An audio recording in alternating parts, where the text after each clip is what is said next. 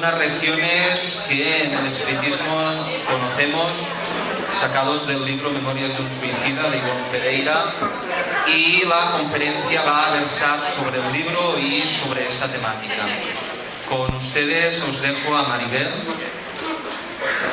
Vale.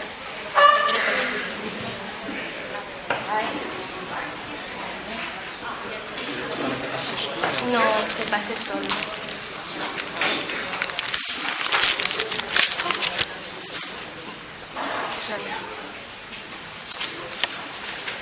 Bueno, buenos días. Os quiero dar las gracias a todos, a nuestro amado Padre, por permitir que estemos aquí todos reunidos, al Maestro Jesús por servirnos de guía, a los guías espirituales de este grupo, a David, a toda su familia por invitarme, a mis amigos Loli y Manuel, que tanto me ayudan, y quiero rendir un pequeño homenaje, muy pequeño, desde lo pequeña que yo soy, a Ivonne Amaral Pereira. Y no es mi objetivo enseñaros nada nuevo, a ustedes que ya sé que sabéis mucho, pero sí sensibilizar, y si consigo llegar a un solo ser, encarnado o desencarnado, que tenga deseo de suicidio, esa será mi recompensa. Con eso que voy a empezar esta pequeña palestra. El suicidio. Estamos viendo, sí, lo veis ahí, lo réprobo. El suicidio es el acto por el cual un individuo se provoca la muerte. Es una autodestrucción. Según la Organización Mundial de la Salud, cada 40 segundos se suicida una persona en el mundo. Unas 800.000 personas al año. El suicidio es la segunda causa de muerte en el mundo después de los accidentes de tráfico. La OMS nos advierte también que los principales factores de riesgo son la depresión, los trastornos por consumo de alcohol, por consumo de sustancias, las sensaciones de pérdida, los diversos entornos sociales y culturales. Se estiman que en el año 2020 la cifra alcance 1.500.000 personas y en todos los países van en aumento. Sin embargo, las estrategias de prevención funcionan. El suicidio se puede prevenir. Sensibilizar es actuar. Es un problema de salud pública, pero para muchos de nosotros todavía sigue siendo tabú la palabra suicidio. Las personas que deciden abandonar su existencia por la vía del suicidio dejan tras de sí una gran cantidad de víctimas, que son los familiares y los amigos. La pérdida de un ser querido por la vía del suicidio siempre va a ser tomada como espantosa, como dolorosa e inesperada. Los familiares y los amigos son los llamados supervivientes. Van a acarrear un dolor muy grande durante mucho tiempo y algunos de ellos ni siquiera se van a volver a recuperar. El proyecto suicida no es improvisado. Aunque el acto en sí nos parezca impulsivo, el suicida lo venía pensando desde hacía tiempo y la mayoría de las veces se lo había comunicado a alguien con anterioridad. Siempre que alguien nos hable del tema del suicidio, nos dé un toque, nos lo tenemos que tomar en serio. Todas las amenazas nos las tenemos que tomar en serio. ¿Qué es lo que desean ellos? ¿Quieren en realidad morir? Una cosa es cierta, quieren desaparecer o que desaparezca su problema. Quieren dejar de sentir. ¿Y nosotros cómo podemos ayudarlos? Ellos necesitan una reeducación y eso es muy importante, la educación. Ellos necesitan una reeducación en valores conductuales y morales y mucho apoyo familiar. Porque nosotros aquí estemos hablando de suicidio, ¿le estamos dando acaso ideas para suicidarse? No. Y de hecho, uno de los pasos para combatir el suicidio es la información. El suicidio ocurre en todo tipo de personas y en todos los estamentos sociales. Ellos pueden sentir, entre otras cosas, tristeza, letargo, ansiedad, irritabilidad, trastorno del sueño y del apetito. En la doctrina espírita, en el libro de los espíritus, en su cuarto libro, Esperanza y Consuelo, en su primer capítulo, Pena y Goces Terrenales, en el punto 6, Hastío de la vida, suicidio, de la pregunta 943 a la 957, versa sobre el suicidio. Kardec pregunta a los espíritus: ¿tiene el hombre derecho a disponer de su propia vida? Y los espíritus le responden que no, que solamente Dios tiene ese derecho, que el suicida voluntario transgrede la ley de Dios. Y Kardec pregunta: ¿pero no todos los suicidios son voluntarios? Y le responde que no, que el loco que se mata no sabe lo que hace. Por tanto, estamos en condiciones de afirmar que el suicida está faltando al quinto mandamiento de la ley de Dios: no matarás. Está dejando atrás ese faro de luz que nos trajo el Maestro de Maestros y que compone la columna vertebral del Evangelio, la bienaventuranza. Bienaventurados los pobres de espíritu, porque de ellos es el reino de los cielos. Bienaventurados los mansos y humildes, porque poseerán la tierra. Bienaventurados los que lloran, porque serán consolados. Bienaventurados los que tienen hambre y sed de justicia, porque serán saciados. Bienaventurados los misericordiosos, porque alcanzarán misericordia. Bienaventurados los que tienen el corazón puro y limpio, porque verán a Dios. Bienaventurados los pacíficos, porque serán llamados hijos de Dios. Bienaventurados los perseguidos por mi causa o por ser justos, porque de ellos es el reino de los cielos.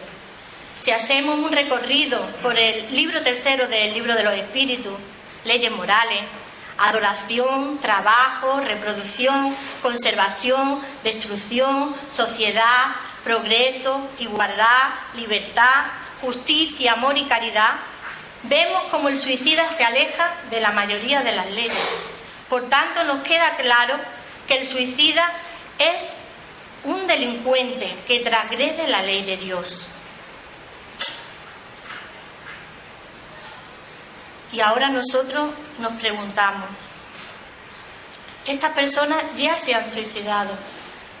En la pregunta 957 del libro de los espíritus, Kardec pregunta: ¿qué consecuencia acarrea en general el suicidio en estado de espíritu? Y los espíritus les responden que las consecuencias son muy diversas, que no hay pena fija, pero que hay un hecho ineludible para todos ellos. Por ahí van a pasar todos, por la contrariedad. Por lo demás, los hay que expiarán de inmediato su falta, y otros en otra vida que será peor que aquella cuyo curso han interrumpido. Ya la han interrumpido. ¿Y ahora? ¿Y ahora qué hacemos? ¿Qué podemos hacer con ellos? Divaldo Pereira Franco, en la edición 18 de la Revista Espírita, nos dice: envolvámosles en dulces oraciones de ternura, de compasión, de solidaridad. Dirijámosle buenos pensamientos. Y en caso de ser familiar de un suicida, no recordarle el gesto y disculparlo siempre, sabiendo que el amor es la mejor solución ante cualquier circunstancia de la vida. Y nosotros nos preguntamos: ¿y quién somos nosotros para recordarle el gesto? ¿No habremos sido en otra existencia suicida? ¿Por alguna circunstancia no lo podremos ser en el futuro? Tenemos que utilizar el amor como la mejor solución. En el libro La justicia divina o el cielo y el infierno, en su segunda parte, en su punto 5, hay 9 casos diferentes de suicida, con 9 desenlaces diferentes. Pero para todos ellos, los espíritus nos recomiendan como el mejor bálsamo la oración. Así que ya lo sabemos. Siempre que sepáis que alguien se ha suicidado, el mejor bálsamo, ¿qué podemos hacer por ello? Orar. El mejor bálsamo para un suicida, desde aquí, desde nuestro granito de arena, es la oración. Divaldo Pereira Franco, en esta misma edición 18 de la Revista Espírita, nos hace mención de un libro, del libro Memorias de un suicida. Nos dice que, encontrándose en la ciudad de Belo Horizonte para dictar una serie de conferencias, tuvo el honor de conocer a la médium Ivonne Amaral Pereira, que residía en dicha ciudad, que fue a Pedro Leopoldo para los trabajos que venía allí realizando Francisco Cándido Xavier, donde Ivonne también fue invitada. y que después de las labores espíritas, Chico se acercó a Ivonne y le dijo: Ivonne, me comenta André Luis que el libro Memorias de un suicida es uno de los mejores libros de los últimos 50 años y lo será por los próximos 50 años.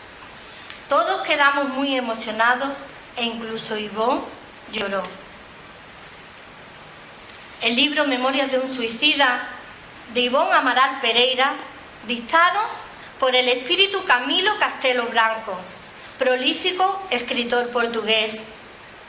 De Ivonne podemos decir que nació en Villa Santa Teresa de Valencia, hoy conocida como Río das Flores, el 24 de diciembre de 1906 y que desencarnó el 19 de marzo de 1984, que fue médium en esta existencia y que, como ella misma nos dice en su libro Recuerdo de la mediunidad, suicida en una existencia anterior. El libro Memorias de un suicida nos narra las peripecias de un hermano que acaba de dejar su existencia por la vía del suicidio. Una vez que el suicidio se ha cometido, como dijimos antes, no hay pena fija, la suerte va a depender de cada uno.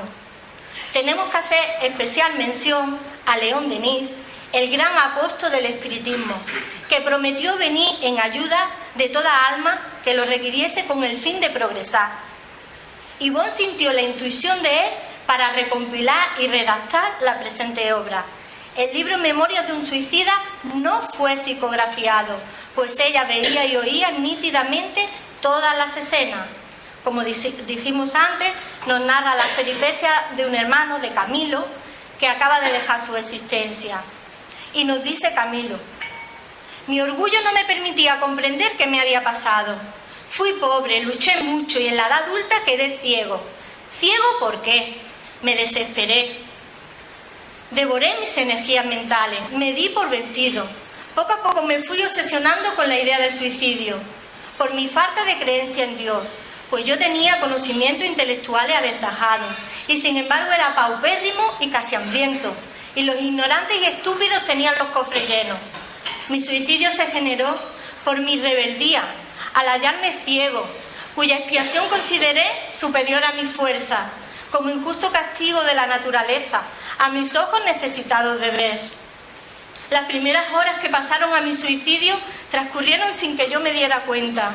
Mi espíritu rudamente violentado había sufrido una especie de desmayo, un colapso. Poco a poco vuelve a resurgir de la sombra, vuelve la conciencia, el divino don de pensar. No podía respirar, estaba helado de frío, tirititaba. Puesto que me había propuesto dejar la vida, pensé que era la misma muerte que se aproximaba. Olores fétidos y nauseabundos afectaban mi olfato y un dolor en especial en el cerebro. Llevé mi mano derecha al oído derecho y del orificio del proyectil se derramaba sangre. Desorientado, herido, pero me sentía vivo. Al final comprendí que me había suicidado, pero que seguía vivo y sufriendo más, mi cadáver pudriéndose en la oscuridad de una tumba. Lloré desconsoladamente sobre la sepultura. Huí de aquel cementerio, ligado al fardo carnal que se iba pudriendo. 2 meses más o menos vagué desorientado. En ninguna casa me daban cobijo. En el hospital no me hacían caso. En la calle escuchaba comentarios sobre mi persona. Un día, al doblar una esquina, fui llevado a tropel. Se diría que un escuadrón nos llevaba a la cárcel y al frente un capitán, abriéndose camino por aquellas tinieblas. Comenzamos a andar y al pronto comenzaron a surgir cavernas y al fondo un gran pantano encharcado. El escuadrón hizo alto allí y nos abandonó. En enero de 1891 me vi sorprendido por mi aprisionamiento en la región del mundo invisible, el Valle de los Suicidas, ciudad donde las habitaciones eran cavernas, compuestas por piedra, pantanos, lodazales, sombra. No sabía si era de día o si era de noche. Calles como laberinto, estrecha garganta entre montañas. Falanges de réprobos del suicidio eran sus habitantes.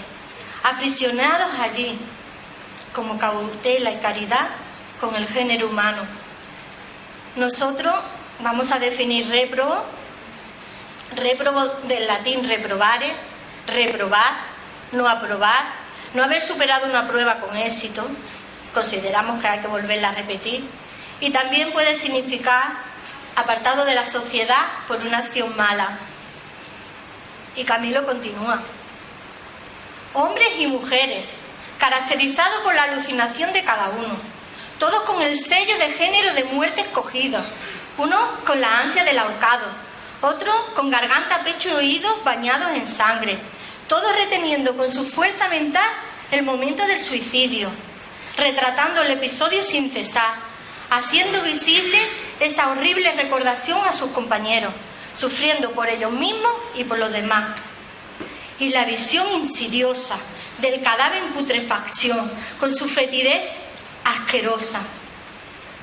Este valle, el Valle de los Suicidas, pertenece a una colonia, a la colonia correccional Legión Siervo de María, encargada de socorrer a los desencarnados suicidas de España, Portugal, Brasil y las colonias portuguesas de África. Pero no todos los suicidas logran llegar al valle. Los hay que o bien han sido aprisionados antes o bien son los mismos obsesores o verdugos. Para los que han sido aprisionados antes, trabajadores especializados van a las regiones más extrañas del globo en procura de aquellos espíritus sufrientes que han sido doblemente desviados, uno por su condición de suicida y otra, muy importante, por su afinidad con los elementos más inferiores del mundo invisible, como dijo el compañero, los obsesores.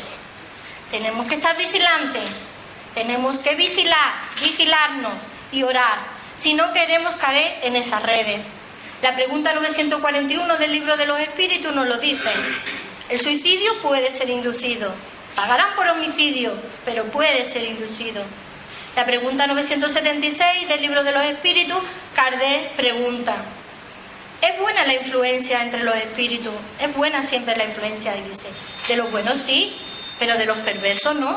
Los hay que intentan, a los que pueden, apartarlo del bien y del remordimiento, del arrepentimiento, y que vienen anfinizados ya desde la vida.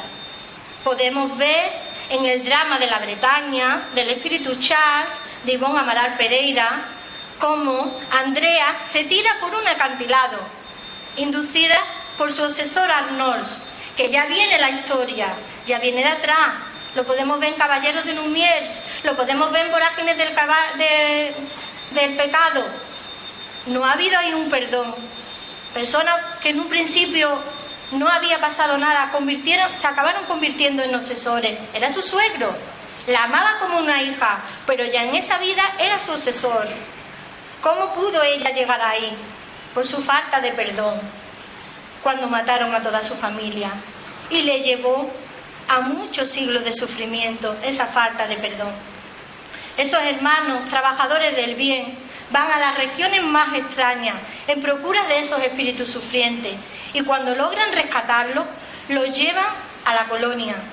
Los dejan en la torre en un primer momento y luego serán derivados a la parte que les corresponda. Generalmente pasan a manicomio. Pues sí, señores, hay manicomio en el mundo espiritual. Y van allí porque llegan muy enloquecidos de las redes obsesoras. Estos mismos espíritus obsesores, si además son suicidas, también podrán ser rescatados, pero no pasarán de la torre. Allí serán custodiados, reeducados y reencarnarán con el objetivo de aligerar el peso de sus crímenes. Visto lo visto, aunque en un principio nos parezca algo siniestro el Valle de los Suicidas, es lo mejor que le pudo pasar a Camilo, dadas sus circunstancias, pues estar al abrigo de una colonia de la colonia, el valle pertenece a la colonia, está a ese abrigo, significa que tiene asistencia, aunque invisible, y que va a ser un futuro candidato a la hospitalización. Y nosotros nos preguntamos, aquí que nos gusta mucho el tiempo en la tierra, ¿y cuánto tiempo hay que permanecer en ese valle de dolor? ¿Cuánto tiempo? Y Camilo nos contesta, cosa insólita, Todos traían pendientes de sí fragmentos de un cordón luminoso, fosforescente, despedazado, como destrozado violentamente y que desprendía fluido. Ese cordón luminoso sirve para ligar el alma a la envoltura carnal y le comunica la vida. Debe de ser desligado y nunca quebrado. Pero al haber sido despedazado, encontrándose en toda su pujanza de fluido para una vida más larga, en la que las reservas de fuerza magnética aún no se han extinguido, lleva al suicida a sentirse muerto vivo. Es un complejo que solo el tiempo y una extensa secuela de sufrimiento logrará rectificar. Camilo no vivía solo en estas cuevas, compartía antro o caverna con 4 compañeros más: Belármino, Jerónimo, Juan y Mario. Belármino, género de muerte, motivo tuberculosis, y género golpe en las muñecas, materialista, no esperaba más de la vida. Jerónimo, motivo de muerte, ruina financiera, género, disparo. Juan, vicios con el juego, género, envenenamiento. Mario Sobral, motivo de la muerte, pasionales. Primero se encargó de estrangular a su amante Eulina y luego se ahorcó él mismo con las sábanas de ella en la cocina, motivos pasionales. Nos dice Camilo que periódicamente visitaba aquel valle una caravana compuesta por carruajes blancos, tirados de caballos blancos, de alta raza normanda, con una banderita celeste que ponía Legión Siervos de María. Venía en procura de aquellos de nosotros cuyo fluido vital estuviese aflojado por la desintegración total de la materia. Un día ocurrió algo insólito, algo inesperado. Nos dice Camilo que se sintió muy débil y que al tiempo apareció allí la caravana, y a todos los que se encontraban como él fueron siendo llamados por su nombre y en el lugar en el que se encontraban en ese momento. Camilo Castelo Blanco, abrigo 36, calle 48, atención, para subir a convoy de socorro. Por fin subí al convoy. Esa espesa negrura comenzó a quedar atrás. La atmósfera comenzó a hacerse blanca como la nieve, región triste y desolada, envuelta en neblina, como cubierta toda de una capa continua nevada. El carruaje se puso en marcha y al tiempo apareció ante sus ojos como una fortaleza medieval, y en la puerta ponía Colonia Correccional Legión Siervos de María. Entraron. Una vez que entraron dentro, fueron separados por género, hombres y mujeres. Tuvieron que decir de qué país eran, su nombre, su motivo del suicidio, su género de suicidio y hasta dónde se encontraban sus despojos corporales, los que estaban capacitados, los que no los mentores los informaban. Luego subieron otra vez al carruaje y a una hora llegaron al Hospital Central, Hospital María de Nazaret. A una hora nos hacemos una idea de lo grande que es la colonia. En este hospital, Hospital María de Nazaret, van los sinceramente arrepentidos, los que tienen deseo de instruirse. Tiene su apéndice a los lados, aislamiento y manicomio. En aislamiento van los que están más reverdes, los que no están conformes con la situación en la que se encuentran. Y en manicomio, pues los despeñados, los suicidios más violentos, los tirados desde grandes alturas. Nos hemos encontrado, como dijimos anteriormente, a muchos de los que venían enloquecidos de las redes obsesivas. También hay un grupito muy especial que desglosaremos más adelante, que son los suicidas conscientes. Ellos en un primer momento pasaron al Hospital Central, al Hospital María de Nazaret. Hay una mentora, María de Nazaret, hay un templo que vibra por la colonia con los 12 varones del templo, hay un director, Teócrito, hay médicos, Carlos y Roberto de Canaleja, hay enfermeros, Alceste, Romeu, Joestí, hay psiquiatras, el que psiquiatra Rosendo. Imaginaros, como un hospital en la tierra. Fueron recibidos, se les dio habitación, ropa de hospital, un cardo reconfortante, tenían hambre, se les dio un cardo reconfortante. En todas las paredes ponía silencio, pero como una norma de la colonia, no por capricho, sino porque al empezar a recordar podían entrar en lloros compulsivos. Primera norma que incumplieron. Y fueron amonestados por eso.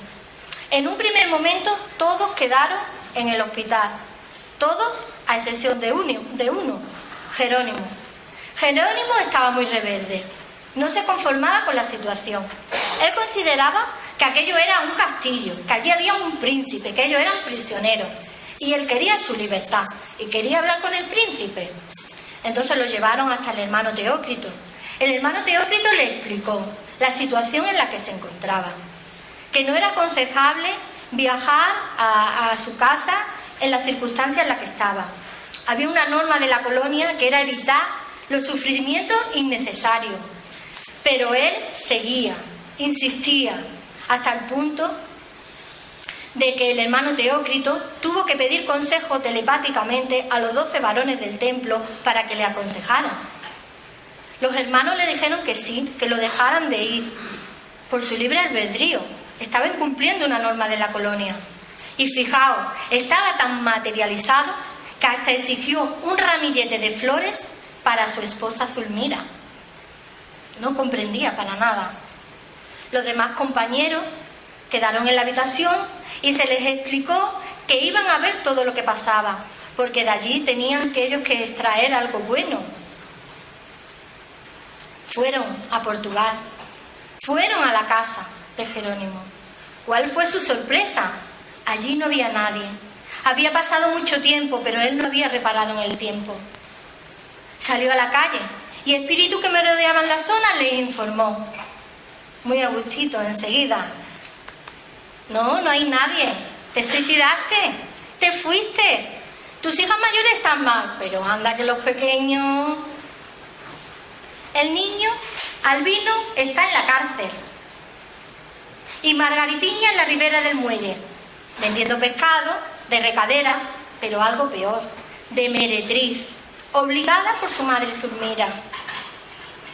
Los hermanos, pues iba un escuadrón protegiéndolo, lo dejaron que escucharan, era su libre albedrío. Fue a la cárcel, vio a su hijo, y a las vibraciones del padre con el hijo empezó a recordar. Empezó el hijo a pensar que si su padre no se hubiera suicidado, quizás la situación familiar hubiera sido otra. Entró en un lloro, entró en un desconsuelo, no podía ayudar al hijo, no sabía cómo ayudarlo. Y el hijo empezó a entrar en un pensamiento muy negativo, por lo que los hermanos vieron aconsejable sacar al padre de allí, porque un suicida, con sus malas energías, con su carga pesada de vibración, puede hacer desear a otra persona que se suicide. Entonces lo sacaron. Exigió ir a la ribera del muelle, a ver si era verdad lo que le habían dicho de su hija Margaritiña. Y era verdad. Quedó muy desolado, mucha apatía. Regresó a la colonia, pero ya no se quedó en el hospital. Ya pasó, como dijimos antes, a la zona de los rebeldes, a aislamiento, a cuidado del padre Miguel de Santarém. Todos los demás quedaron en la colonia, en el hospital. Nos dice Camilo que recibieron tratamiento de hospital. Nos dice, prestaron socorro a mi organización periespiritual, a las zonas más dilaceradas por el proyectil. Faringe, oído, cerebro, vista. Nos dice también que les trajeron fotografías y mapas de la zona periespiritual y la mandaron a la sección de planeamiento de cuerpos físicos. Tuvieron un tratamiento con psiquiatras, atravesando el pensamiento, analizando la personalidad para deliberar cómo corregirla. Tuvieron también el tratamiento de la reminiscencia del pasado, que no sé si lo conocéis. Es una tela fosforescente con una diadema. Se pone la diadema aquí en la cabeza, se le va preguntando al paciente que vaya diciendo, desvelando el pasado, y los mentores lo van plasmando en esa tela. Entonces todos pueden participar de la información y con tan sencillo método eran capaces de llegar a la raíz del problema. Nos dice: me dieron pase, tuve hambre y me dieron un cardio reconfortante, tuve sed y me dieron un agua cristalina y balsámica, hasta energía extraída de los rayos solares. Pero ahora estaba muy calmado, ahora estaba muy sereno, ahora empezaban mis dudas. ¿Estaré muerto? ¿Será esto la muerte? El psiquiatra Rosendo con mucha dulzura le dijo: no, hermano, no has muerto, porque la muerte no existe en la ley que rige el universo, la cualidad sublime, la inmortalidad. La cualidad sublime, la inmortalidad. Pues los había que, a pesar de tantos tratamientos, de tantos esmeros como tenían los mentores, eran incapaces de reconocerse a ellos mismos. La augusta mentora de la colonia, María de Nazaret, estaba preocupada por ello y pidió que un grupito fuese a la tierra. Es una historia maravillosa, pero ese libro da para un seminario, no para esto, entonces os aconsejo que lo leáis. Fueron a la tierra, a reuniones doctrinarias cristianas, con el fin de que los más desdichados fuesen capaces de ver y oír, porque no veían a los mentores. Un grupito fue invitado, entre ellos Camilo. Estuvieron en Brasil 2 meses en reuniones doctrinarias cristianas de carácter privado. Pasado este tiempo, regresaron a la colonia. Nada más que llegaron a la colonia, Teócrito los reunió, no a todos, a un grupito, y les informó que habían conseguido una recuperación, una leve recuperación. No estaban totalmente recuperados, pero que ya sí estaban capacitados para hacer un nuevo planeamiento reencarnatorio si así lo querían. Podían reencarnar de inmediato o podían, quedaban invitados a hacer un nuevo curso allí con ellos que les garantizase una nueva reencarnación con éxito. Tenemos que volver aquí a incidir. No todos, los hay que tienen que reencarnar de inmediato como prescripción médica, pero ellos se podían permitir, dadas sus circunstancias, avanzar en un nuevo curso de iniciación. Camilo se lo pensó, yo creo que se lo pensó poco, dijo que sí, que se quedaba en la colonia, que quería hacer ese curso de iniciación, pero ya se le había dado el alta en el hospital, ya no se podía quedar en el hospital. Entonces pasó al pabellón La Mansión de las Rosas.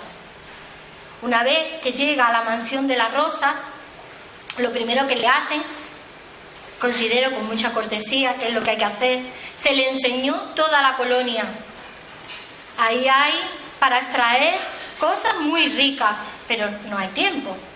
Entonces vamos a decir 2 visitas que yo he considerado imprescindibles. Una a manicomio de hombres y otra a manicomio de mujeres. En manicomio de hombres, el hermano Juan les dice la diferencia entre suicida consciente y suicida pasional. Les dice que es 100 veces más culpable un suicida consciente que un suicida pasional, porque ha abusado de todo tipo de vicios. Es un criminal que se ha matado lentamente con tiempo para reflexionar. Ha abusado de todo tipo de vicio: tabaco, alcohol, droga, sexo, estupefacientes, de todo. Son considerados débiles mentales, idiotas del plano espiritual. Tenemos también que hacer especial mención a la visita guiada que tuvieron en el manicomio de mujeres. La hermana Vicencia de Guzmán les informó que allí había mujeres que habían muerto desencarnado, abortando, voluntariamente, se entiende, o por enfermedad debida al aborto. Camilo nos las describe como bultos negros llenos de llaga, que llevan impreso el diseño de embriones humanos. Y eso es lo menos.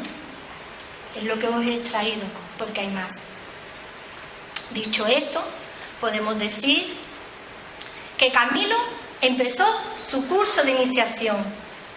Ese curso tan bonito, esa esperanza que nos da, que hasta en estos sitios hay ciudades universitarias, que hasta aquí se puede estudiar, que hasta aquí avanzamos. Dios no deja abandonado a nadie, tampoco a los suicidas. Entonces empezó su curso con un curso con 3 asignaturas: Aníbal de Sila, Epaminondas de Vigo y Souria Omar. Aníbal de Sila formó parte de los niños que estaban con Jesús y le daban el Evangelio. Epaminondas de Vigo, ciencia universal, todo: física, medicina, psicología, todo lo que se os ocurra. Souria Omar, la aplicación práctica de todo lo aprendido. Ya no necesitaban el carruaje, ya por la fuerza de su voluntad podían con el pensamiento desplazarse, recorrieron todo el espacio. Pero nos dice Camilo que donde más tiempo paraban era aquí, ayudando a los sufrientes y sobre todo acompañando en el momento de la desligación, que es un momento muy crucial, y mucho más, como lo hemos visto, en el caso de los suicidas. Nos dice Camilo que le dijeron que tenía que empezar a obtener cualidades en el Evangelio del Redentor, que tenía que comenzar a hacer una reforma interior, que tenía que comenzar a conocerse a sí mismo para poder corregir en qué fallaba y volverse hacia el bien. Para eso había una asignatura, la daba Epaminondas de Vigo. Hombre, conócete a ti mismo. Utilizaban la técnica de la tela que comentamos antes, de la tela fosforescente con la diadema. Con esta diadema se puede rasgar el velo de vidas pasadas. Un día le tocó ponerse la diadema a Camilo. Nos dice Camilo que se vio en el año 33 de la era cristiana como galo huido de su patria por traidor, por crímenes, condenado a muerte, yendo a parar a la vieja ciudad santa de los judíos, Jerusalén, en el día del Calvario. Llegó a pedir la muerte del carpintero nazareno. ¿Y cómo pedía su muerte? Y hasta llegué a insultar a su amada madre, porque yo era envidioso de todo lo que era superior a mí. Pues yo era feo y mutilado, pues me faltaba un brazo. Se me concedió la oportunidad de la redención y la rechacé. Nos dice Camilo que se ve otra vez en el siglo XVII como sacerdote de la Compañía de Jesús, pero no por amor a Jesús ni por amor al bien, sino por ambición. Porque él se saciaba con el mal. Estaba amparado en la Santa Inquisición, torturando y matando. Nos dice que se vio como mandó a sacarle los ojos al marido de su prima por motivos pasionales, porque ella lo había rechazado antes y ahora que se veía superior y fuerte, quería que ella volviera a él. Ella lo rechazó, lo aprisionó, mandó sacarle los ojos y se lo devolvió a su prima y quería estar presente, pero algo consideramos que se rasgó en el interior de Camilo, porque cuando esa señora se clavó de rodillas y besó las manos de su marido con tanta ternura, con sus ojos sacados, Camilo ya no fue el mismo. Y para más Indri, él se suicidó. Este hombre con los ojos sacados se suicidó. Nos dice Camilo que se vuelve a ver en el siglo XIX, ya como empezaron los remordimientos, intentando una reencarnación expiatoria, pero falló, llevado por su orgullo. Nos dice Camilo: hace 52 años que habito en el plano espiritual y jamás he encontrado paz ni felicidad. He aprendido a respetar la idea de Dios, a orar unido al lado del Maestro Jesús. He trabajado durante 40 años, que se dice muy pronto, mi orgullo. Mi destino, la ceguera. Reencarnaré. Y me dicen también que seré medium para divulgar las verdades celestes a la humanidad. Me comprometí. Me quedaré ciego hasta a los 40 años, hasta los 60. Aquí los hermanos me dicen también, sufre y llora con paciencia. Ten resignación, que todo es pasajero. Sufre y llora con paciencia. Ten resignación, que todo es pasajero. Nosotros concluimos diciendo que si alguien tiene pensado suicidarse, esa no es la puerta de la felicidad. Por ahí lo que va a encontrar es, como dijimos antes, una extensa secuela de sufrimiento, de mucho sufrimiento. Con ello vamos a denotar falta de fe en el porvenir, falta de confianza en Dios, más la suma de orgullo y de egoísmo. Jesús es el gran médico de las almas, nos lo enseña en el Evangelio, nos compete a nosotros cumplimentarlo y divulgar sus enseñanzas. El mejor medicamento, el amor. El amor es el mejor medicamento. Tenemos que empezar a tener alegría de vivir, darle gracias a Dios todos los días porque estamos vivos. ¿Qué es eso de problema? Cuando yo tengo que bajar todos los días, algunas veces a una vecina, que yo llevo 17 años trabajando y no sé los escalones que hay en mi puerta, y cuando la acompañé me dijo los escalones que había, le dije, te voy a acompañar por hoy a bajar tu escalera, y me dijo, hay 13 escalones. Digo, ¿ah, sí? Yo no le había dado valor a eso, y ella sí. Tenemos que empezar a tener alegría de vivir. Es una invitación rica en producciones morales. Dejar de vivir ya bien, dejar de fantasmear y aprender a bien vivir, fomentando la felicidad y trabajando por la paz, por la unión de todos y no por la separación, que es a lo que todos aspiramos. Joana de Angeli, Vera. Es todo.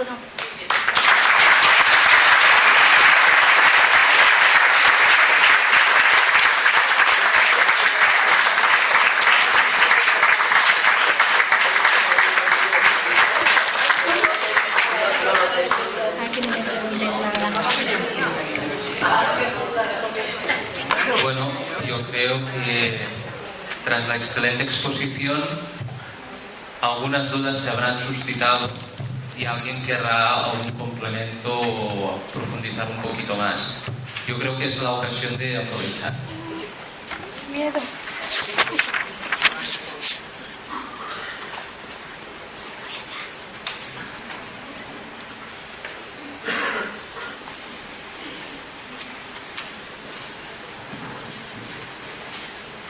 Ante todo, enhorabuena, porque la verdad es que ha estado muy bien. Gracias, Maribel. Nos has hablado de cómo nos inducen los individuos, ¿vale? La mayoría que estamos aquí somos espíritas y, claro, no fumamos, no bebemos, porque sabemos que eso es un suicidio. Pero tenemos los vicios mentales, ¿vale? Aquellos vicios mentales que van a somatizar una enfermedad. Todos sabemos que el organismo, las células, cada X tiempo, pues mi corazón, mi riñón y eso va cambiando. Si yo enfermo, por ejemplo, muero pues, de un cáncer, de un infarto, algo, producido por la enfermedad somatizada de mis vicios como egoísmo, celos y todo eso, ¿qué me voy a encontrar? ¿Como que ha sido una enfermedad normal o que realmente me estoy suicidando? Lo que te vas a encontrar, la pena que vas a encontrar, va a ser siempre proporcional a la conciencia que tú tenías del acto cometido. Lo puedes ver en la pregunta 952 del Libro de los Espíritus. Si tú, en la medida de la conciencia que tú tengas, eso es lo que te vas a encontrar. No todos nos vamos a encontrar lo mismo ante la misma enfermedad. Siempre va a depender de la conciencia que tengamos del acto cometido. ¿Te sirve? Pero somos espíritas, ¿vale? Joana, estamos en la época psicológica, Joana nos está dando muchos toques. Nosotros tenemos que tener más conciencia en esto, ¿no? De no tener tanto vicio encubierto. Doble conciencia. Más se le pedirá al que más se le dio. Si tienes más conciencia, serás más culpable. Quiere decir que tenemos que empezar a conocernos y a aprender, ¿no?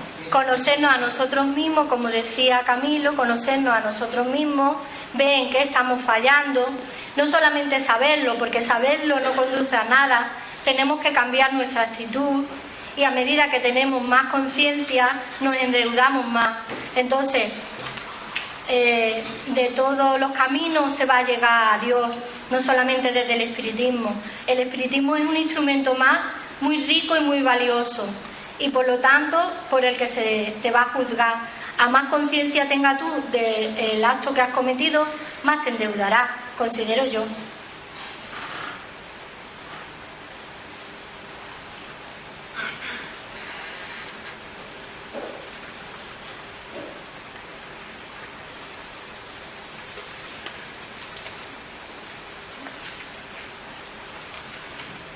Hola, buenos días. Buenos días. Yo le quisiera hacer una pregunta. A ver, si yo, por ejemplo, tengo un amigo, o un familiar, o un allegado, que te amenaza con el suicidio, ¿cómo le podría ayudar yo a esa persona?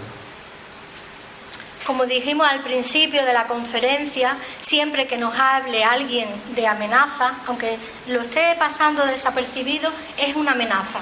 Ya nos están avisando de que ahí hay un posible suicidio. Nosotros todavía podemos tener los ojos más abiertos, para otra persona puede pasar desapercibido, pero para usted no. Entonces, somos tan... está tan mal hacer el mal como dejar de hacer el bien.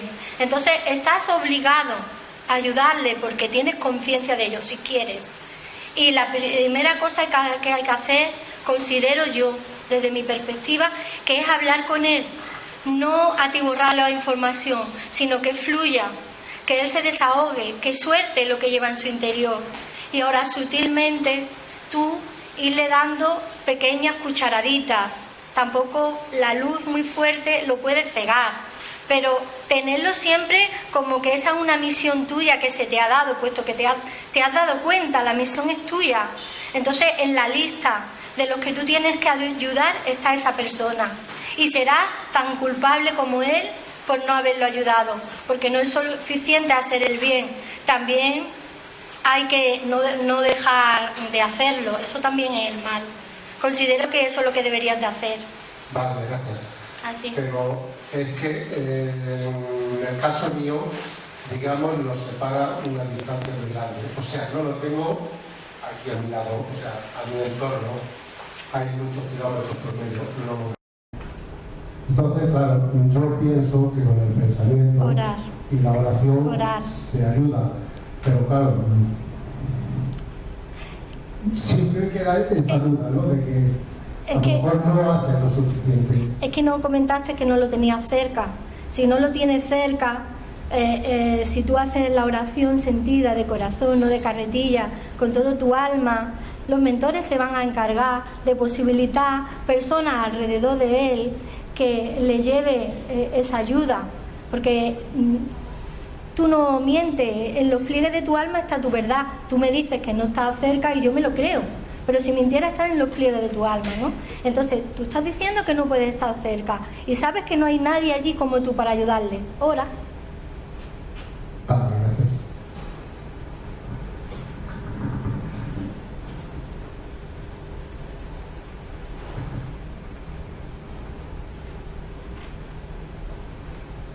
Por hacer una pregunta personal, Se ha suicidado una amiga mía de la infancia y de un tiempo para aquí tengo continuamente está en mi mente. No sé cómo puedo ayudarla, he orado por ella, pero creo que no es suficiente. Algo más me quiere decir, pero no sé lo que es. ¿Qué podría hacer? Yo considero que con todo mi respeto, que no es suficiente. La oración es el arma más grande que tenemos. Sí, orar es el arma más grande que tenemos.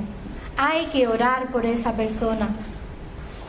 Los espíritus, en la justicia divina, en el cielo y el infierno, pero en el Evangelio, si ve la codificación, por activa y por pasiva, nos están diciendo que para el que ya se ha suicidado, desde aquí, mucha oración. Oración sentida por esa persona. No intente usted traerla aquí porque se convertirá, como dijo el compañero, unirmente. No.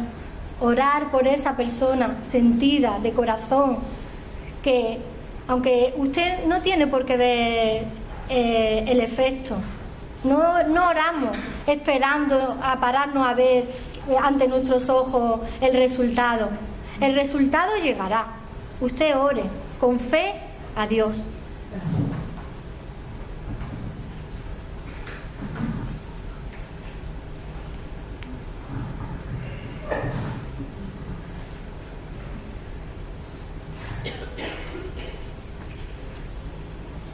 Sí, yo tengo un amigo que me habla mucho del suicidio lejos a través de internet y yo lo llegué a leer, lo dudé, lo creí, lo dudé, nos distanciamos, luego volvimos a tomar contacto y ya lo vi muy mal. No sabía si lo hacía para hacerme pena, pero me distancié un poco de él y él un día me dijo que el día que me viera bien, él se suicidaría, que solo con que ayudara a una persona pues él ya sería feliz. Y es real porque un día le dije que ya era feliz y unos días después se suicidó, hasta que la culpa tengo yo. Yo sabía, lo veía, ya llevaba unas semanas que estaba muy mal. Tenemos que separar. Una cosa es que nos estén avisando de que se van a suicidar y otra cosa es el chantaje emocional. Creo entender que es chantaje emocional, que si no estás conmigo me suicido. He creído entender eso. Si eso no puede ser, tú no puedes estar a la fuerza con nadie. Tú tienes tu individualidad, tú tienes tu libre albedrío y tú tienes que decidir con quién estar sin hacerle daño, pero tú no puedes ser culpable de que una persona se suicide si tú no estás con ella. Si yo he creído entender eso. Cosa distinta es que tú lo creas y pidas por él porque le vaya bien, y si lo tienes a mano incluso siempre recomendarle médicos, porque es muy necesaria la medicina, es muy necesaria. Yo he ayudado algunas veces así charlando, porque de mucho no llego a personas, pero con su tratamiento psiquiátrico siempre, cuando están mal, cuando los médicos han considerado que necesita una medicación y tú también oras, ya no puedes hacer nada más. Tú tienes que tirar de tu vida, no puedes. Él sería un obsesor para ti, no te puede obligar a estar con él a la fuerza. Yo considero que tú orando con él por él de corazón ya has hecho bastante, que a lo mejor me equivoco, que si aquí hay alguien que lo pueda decir mejor, que yo soy una alumna, ¿eh?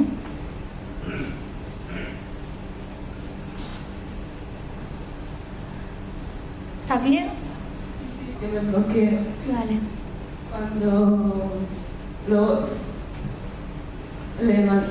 Cuando estaba tan mal, le dije que se fuera a psiquiatra, que lo que quería era psiquiatra, y insistí tanto hasta que me prometió que iría. Y me dijo el lunes, y ese lunes se suicidó. No le hubiera hecho nada. No. Tienes la suerte de conocer el espiritismo. Tienes la suerte de que tú no eres, como me decía ayer una amiga, un ratoncito enjaulado en una jaula. Tú tienes una puerta abierta. Tienes al Evangelio de Jesús. Tú puedes pedir por Él. Y con tus oraciones no lo verás. Tú quizás en esta vida no lo verás, pero algún día charlaré y os daré un beso y te dirá: oye, me sirvieron mucho tus oraciones, muchas gracias. Así que no sufras, porque si sufres tú no avanzas. ¿Vale?